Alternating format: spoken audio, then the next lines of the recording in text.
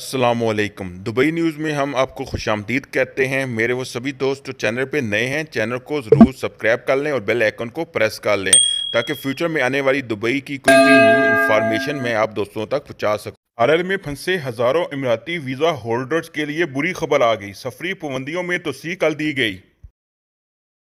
Dubai police نے 24 گھنٹوں کے اندر ہٹ اینڈ رن کیس میں ملوث غیر ملکی باشندے کو گرفتار کر لیا۔ متحدہ عرب امارات ملک بھر میں سنائی جانے والی دھماکہ کی آواز، یہ خوبصورت روایت کیا ہے؟ سعودی عرب میں پاکستانی سفارت خانے میں مزدوروں کے ساتھ بدسلوکی، وزیر اعظم عمران خان نے سعودی عرب میں پاکستانی سفیر کو معطل کر دیا۔ اردن کے شہزادہ محمد بن طلال وفات پا گئے۔ اماراتی صدر اور دبئی کے فرمانروا نے تعزیتی پیغامات بھجوا دیے۔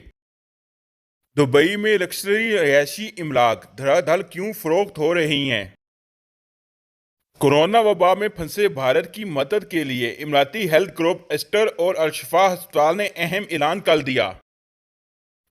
آج تو UAE میں نئے کورونا کیسز آئے ہیں، ان کی تعداد 1974 ہے، اور آج کی ڈیٹ میں جو ٹھیک ہوئے ہیں ان کی تعداد 1836 ہے، اور اس وقت UAE کے اندر موجودہ کیسز 17,870 ہیں۔ اب سماعت فرمائیں کچھ اہم خبروں کی پوری تفسیر۔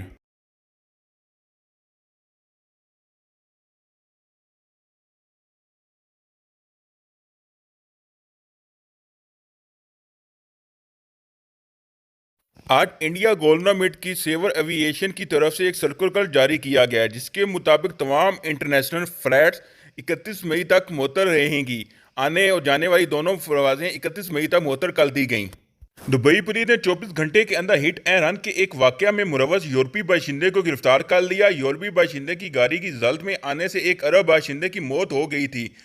دبئی پولیس تھانے کے ڈائریکٹر بریگیڈیئر عبداللہ خادم سورول نے بتایا کہ حادثہ جمعرات کی رات 1 بجے دبئی الین روڈ پر پیش آیا تھا۔ حادثے کے بعد ملزم وہاں رکنا اور پولیس کو حادثے کی اطلاع دینے کی بجائے موقع سے فرار ہو گیا۔ تفتیشی ٹیم کی جانب سے کی تفتیش سے پتہ چلا کہ متاثرہ شخص نے گاڑی خراب ہونے کے بعد گاڑی سڑک کے کنارے پر کھڑی کر رکھی تھی، تب ملزم کی گاڑی پیچھے سے متاثرہ شخص کی گاڑی سے جا کر ٹکرائی۔ حادثے کے نتیجے میں متاثرہ شخص کی موقع پر ہی موت ہو گئی، جس کے بعد دبئی پولیس نے ملزم کی لوکیشن تلاش کرنے کے بعد اسے گرفتار کر لیا۔ ملزم نے پولیس کو بتایا کہ وہ بہت اتر گیا تھا، اس لیے اتنے حادثے کی اطلاع پولیس کو نہیں دی۔ بریگیڈیئر عبداللہ نے بتایا کہ ملزم نے موقع سے فرار ہو کر پولیس کو حادثے کی اطلاع نہ دے کر بہت بڑی غلطی کی، کیونکہ ایسے کیسز کے موقع سے فرار ہو جانا ٹریفک حادثے کو ایک مجرمانہ فعل میں بدل دیتا ہے۔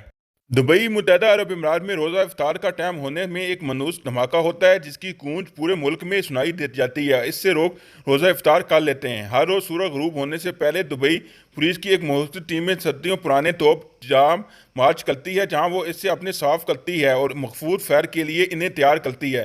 جسے ہی افطار کا وقت ہو جاتا ہے تو دھماکے کی آواز سنائی دیتی ہے، جس سے لوگ منحوس ہیں۔ یہ اپنی روایت کو قائم رکھنے کی ایک کوشش ہے۔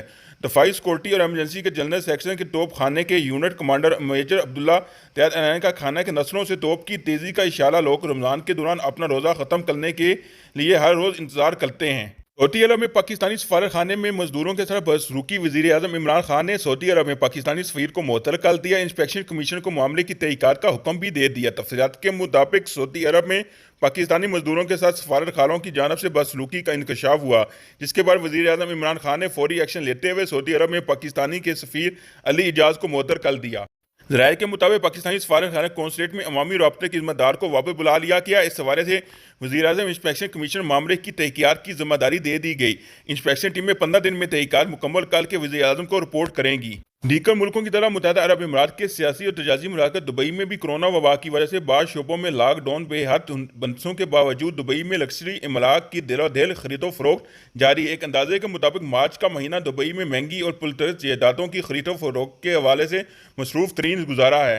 غیر منقولہ جائیداد سے متعلق املاک مانیٹر کے جمع کردہ اعداد و شمار کے مطابق پچھلے مہینے کے دوران 84 جائیدادوں اور املاک کے سودوں پر عمل درآمد کیا گیا، جن کی کل ملیت 10 ملین درہم سے زیادہ ہے۔ یہ ایک ماہ میں ایک نیا ریکارڈ ہے۔ مارچ میں مجموعی طور پر سودوں کی مجموعی ملکیت 1.7 ارب درہم تک پہنچ گئی۔ یو اے کی مشہور health group Aster D M care کی جانب سے کورونا وبا میں گھرے بھارتی شہریوں کی مدد کے لیے بڑا اعلان کر دیا گیا۔ ایسٹر گروپ کی جانب سے نئی دہلی میں 50 بیڈ کا فیلڈ ہسپتال فلفور کیمپ کیا جائے گا، جہاں ایسٹر کے رضاکار طبی خدمات انجام دیں گے۔ اس حوالے سے الشفا ملٹی اسپیشلٹی ہسپتال کے ساتھ شراکت داری کا ایک معاہدہ طے پایا، جس کی تحت انتہائی غریب اور بہت زیادہ نازک حالت والے مریضوں کو امداد دی جائے گی۔ اس معاہدے کے تحت ایسٹر کی جانب سے طبی مدد کا کیمپ کیا جائے گا اور تمام ضروری انفیکٹیشن بھی